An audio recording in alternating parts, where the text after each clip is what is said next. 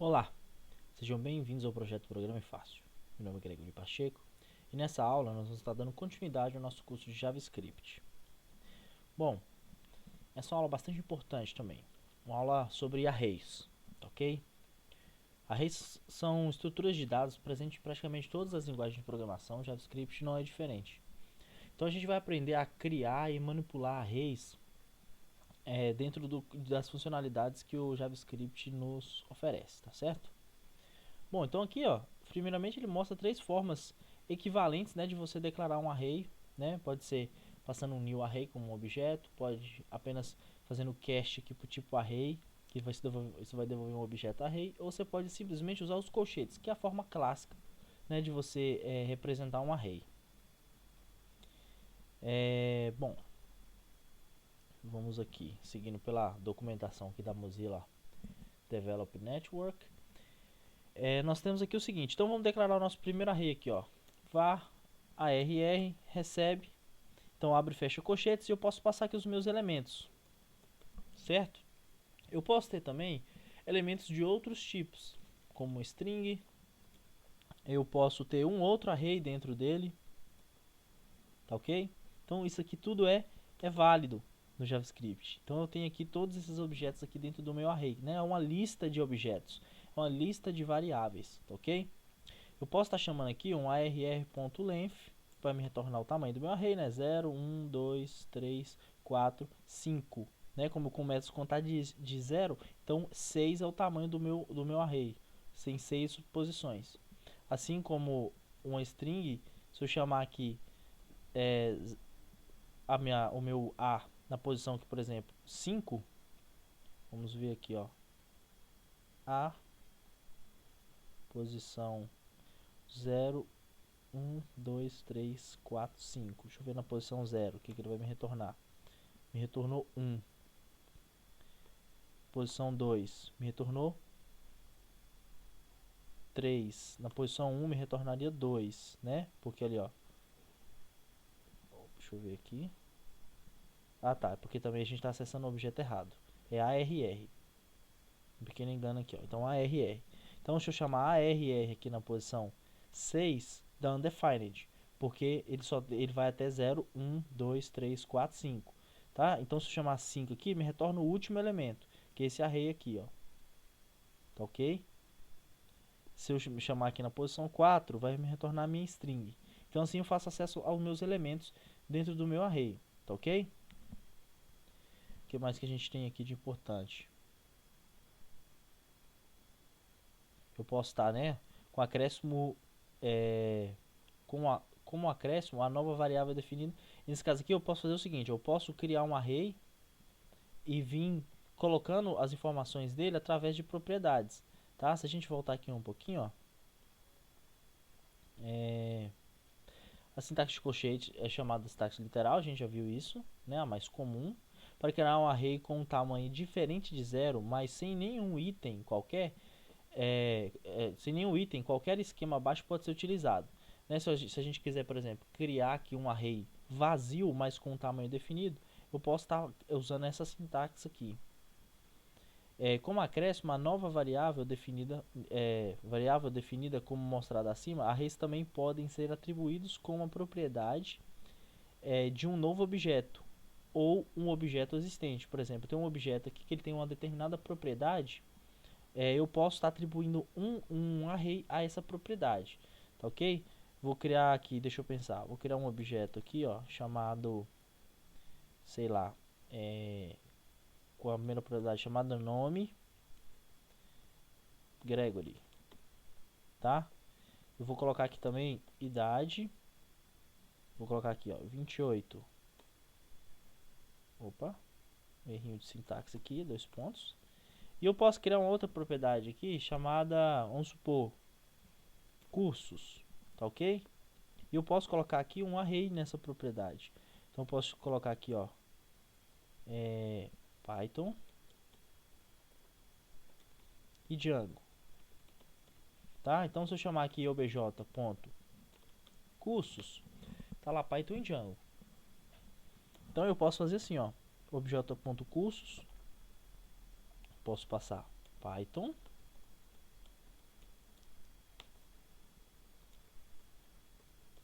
Django. Posso colocar aqui, ó, web2py, tá?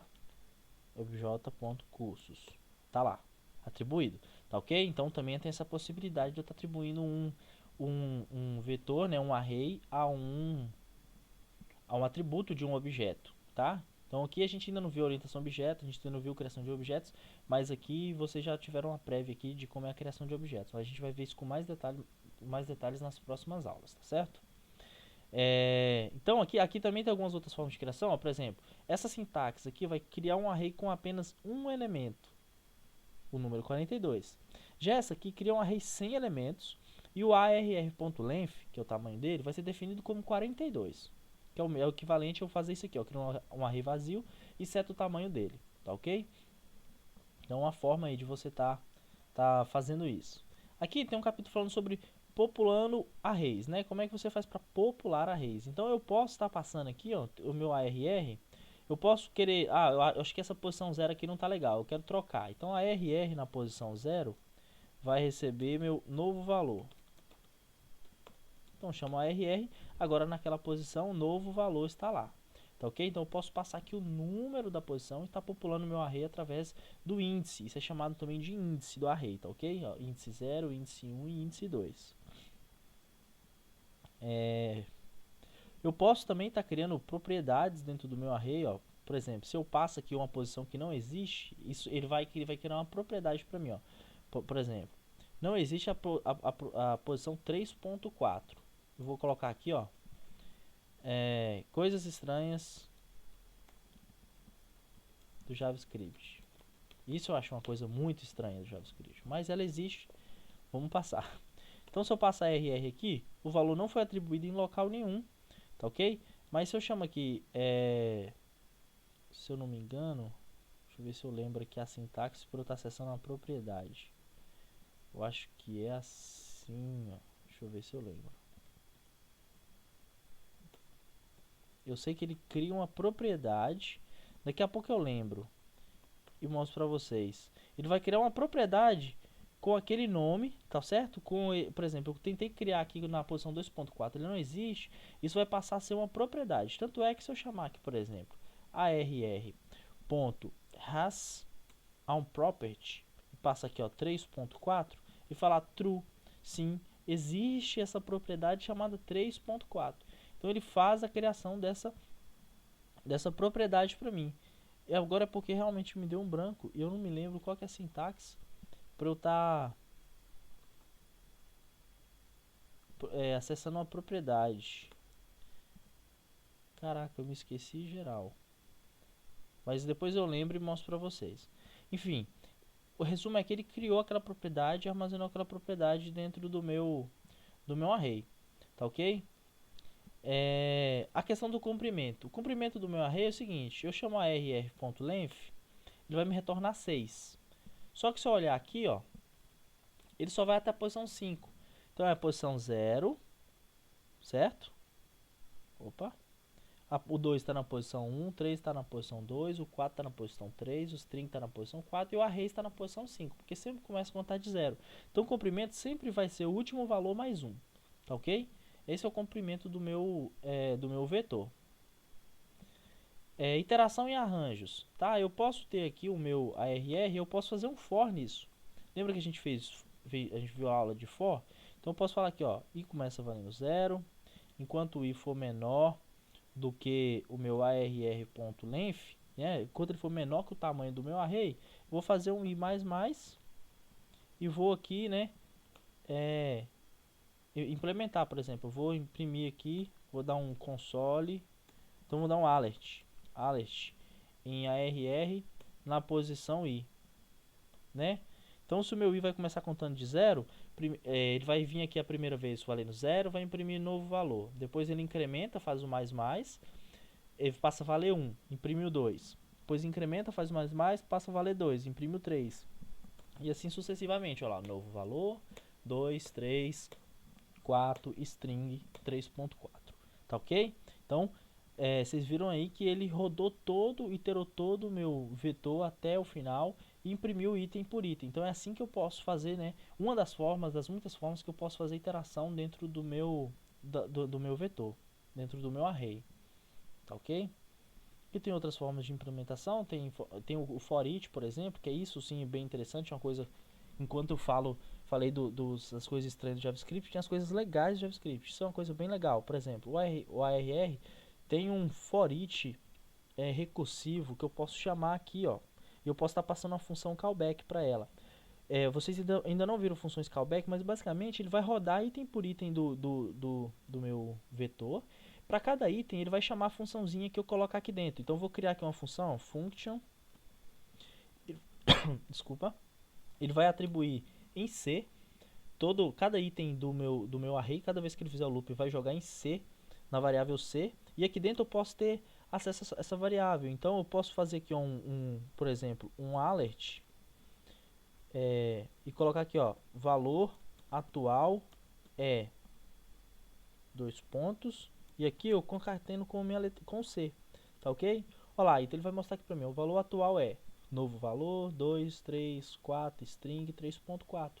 Então uma forma bem legal aí de você fazer, de você iterar dentro de um vetor e passa para ele uma função callback, né? Essa função, se ela já tivesse definida, era só você chamar o nome dela aqui, né? Vamos supor que, ó, vou dar um Ctrl C nela, vou falar aqui minha função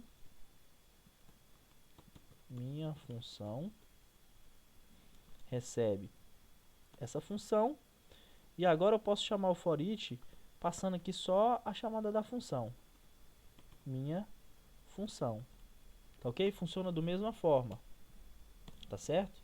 Então essa aí que é a ideia do for each.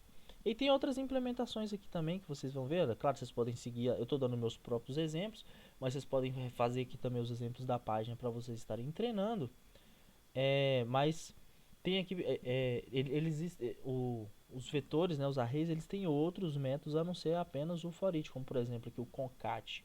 Une dois arranjos, une dois arrays e retorna uma string. Então, se eu tenho um arr aqui, eu posso chamar um arr.concat, posso passar para ele aqui um outro vetor. Por exemplo, item 1 e item 2 no meu vetor. O que ele vai fazer? Ele retornou para mim aqui, né? Ele concatenou tudo isso aqui e retornou para mim como um elemento só. Tá certo? Então retornou aqui para mim, ó, string, e aqui no final ele concatenou os dois últimos valores, tá? Como tá lá no exemplo. Tem a mesma coisa o join. Então une todos os elementos de um array dentro de um string. Se eu fizer aqui, ó, arr.join, eu vou passar aqui para ele um delimitador. Acho que nem precisa passar isso aqui não, é só colocar o delimitador. Olha lá, então o novo valor, tracinho 2, tracinho 3, tracinho 4, tracinho string, tracinho 3.4, que é o que está na nossa propriedade. Tá certo? Então criou isso aí, criou aí uma string, né, disso. Eu posso fazer um push, adiciona um ou mais elementos no fim do array e retorna o comprimento resultante. Posso fazer aqui, ó, push, vou colocar os valores 2, 3 e curso. Agora eu tenho tamanho 9. Tá vendo que ele me retornou o tamanho 9? Agora tá lá, ó. 2, 3 e curso. Tá tudo ali concatenado no final do meu array. Eu posso fazer também um pop nele, ó. O que ele vai fazer? Ele vai eliminar, vai arrancar o último elemento, mas ele não joga fora, ele retorna para mim. Então, eu não vou perder o valor que está lá dentro quando eu faço o pop. Eu posso fazer assim, ó, falar que C recebe isso, recebe array.pop. Agora sim, C tem a posição 3, que é isso aqui, ó. Então eu recupero o meu elemento. Tem o shift, remove o primeiro elemento de um array e retorna esse elemento. Assim como o pop remove do final, o shift remove do início. Então lá, ó, novo valor. O novo valor agora não está mais dentro do meu vetor, do meu array, tá ok? O unshift adiciona um ou mais elementos ao início do array e retorna o comprimento do array. Tem aqui o slice, é assim como a gente faz com as strings, né? Você pode estar implementando aqui o slice também, né? Por exemplo, eu posso fazer aqui, ó, arr.slice e falar aqui que eu quero dar posição 3 a 5. Então ele pegou para mim, ó, 0, 1, 2, 3. Então começou aqui no string. Pegou a 3 e a 4, o ponto de parada é a 5. Então ele não pega o 2. Retornou para mim string e array 2. Então, uma forma de você fazer slice aí, assim como a gente faz em strings. Tá ok? Então o reverse, ó, transpõe, ou seja, inverte os elementos de um array. O primeiro elemento do array se torna o último e o último se torna o primeiro. Então eu posso aqui, ó, array.reverse. Tá? Tá lá, ó. ARR. Então, ele inverteu para mim os elementos do meu array. Tá ok? E tem um sort também. arr.sort. Ele vai ordenar o meu array. Tá ok? Então, 2, 2, 3. Esse array 2, 4 e a string. Então, ele fez uma ordenação aí, utilizando os critérios do JavaScript de ordenação. Tá ok? É uma forma de você estar fazendo isso aí também. O indexOf, né, para você saber se um elemento, qual o índice de um elemento no meu array, assim também como na string. Então a rr.indexOf, eu quero saber qual que é o índice do número 3, ó, a posição 2, então 0, 1, 2, tá aqui certinho. Last indexOf, tem o for each que a gente viu, tem o map, tem o filter, tem várias outras implementações. Eu vou mostrar aqui, por exemplo, a do map. Não posso mostrar todas, senão ela vai ficar muito longa, tá certo? Mas vocês sabem agora a documentação. Eu sigo a documentação justamente para que vocês fiquem confortáveis com documentações oficiais de software. Não fiquem dependendo de fórum, de apostila, sabe? De comprar livro. É legal comprar livro, é legal a apostila, mas o melhor amigo do desenvolvedor é a documentação oficial, tá certo, gente? Então vou pegar aqui, ó, eu posso usar um map, arr.map. O que isso vai fazer? Ó? Você também trabalha com callback. Então eu retorno um novo array do valor retornado da execução do callback. Então eu posso ter aqui, ó, vamos supor, eu vou criar uma função aqui chamado par, que descobre se um número é par. No nosso próximo módulo, né, depois que a gente terminar o módulo de JavaScript, o nosso próximo módulo é um módulo sobre lógica de programação.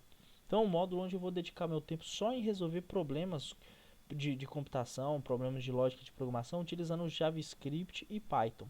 Então, essa função para o ímpar mesmo será uma que vai ser mais bem explicada lá nesse módulo, mas aqui basicamente, ó, vai ser uma função que recebe um valor e eu vou retornar valor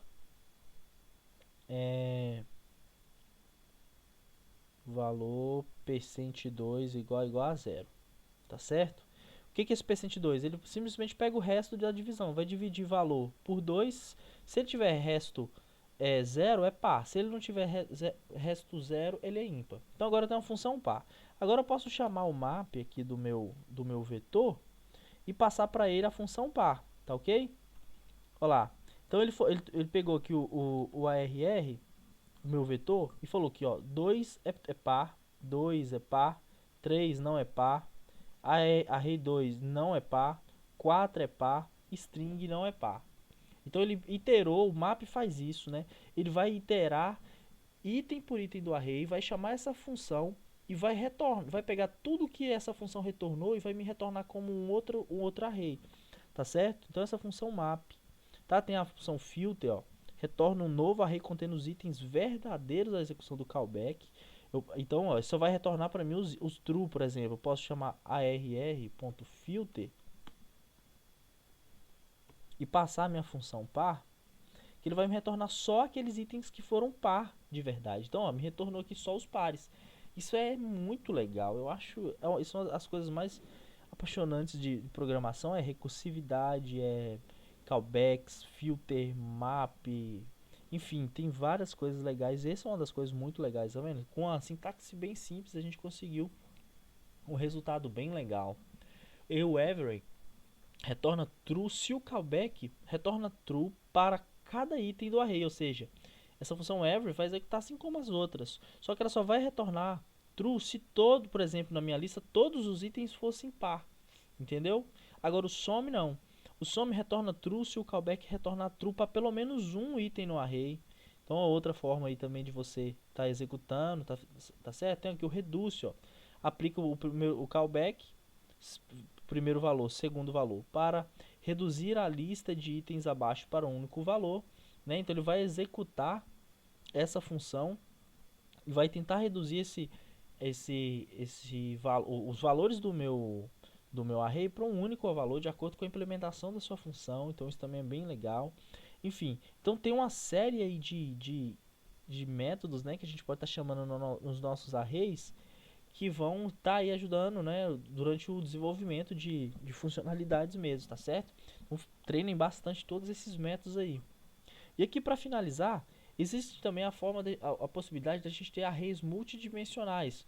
Por exemplo, vou redefinir o meu array aqui, o clássico que a gente brincou até agora, como um array de uma dimensão. Ó.